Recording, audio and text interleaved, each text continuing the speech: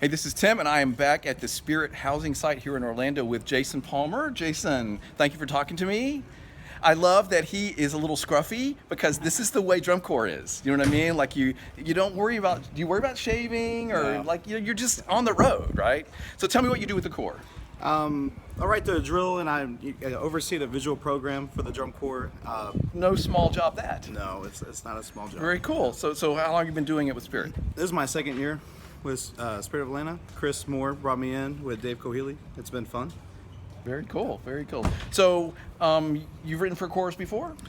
I did a little bit with Glassman back 2011 with South Salas and kind of helped them wonderful. out a little bit here and there for that. So all these connections that's how it works, right? You know people and they bring you in and they like your work and very cool. So tell us a little bit about the show this year.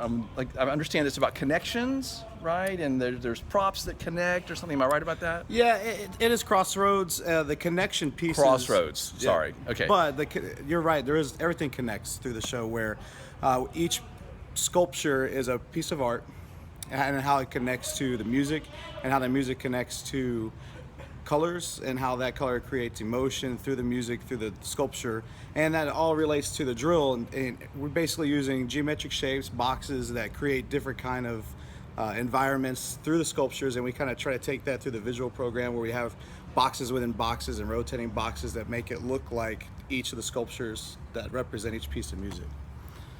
Very cool. Sounds great. I can't wait to see it. I haven't seen the show yet. I'm going to see it tonight in the Orlando, here where we are. So, what's your favorite part about getting to write for a corps at this level?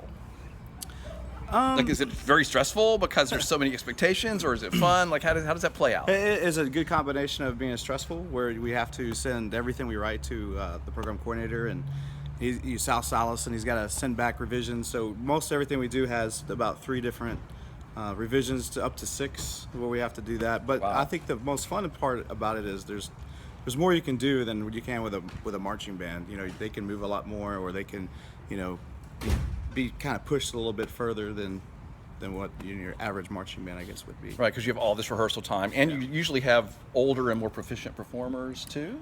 At least sometimes. Sometimes, yeah. Not every corps, but a lot of corps. So, you're on the road with the corps. How much of the summer are you actually with them?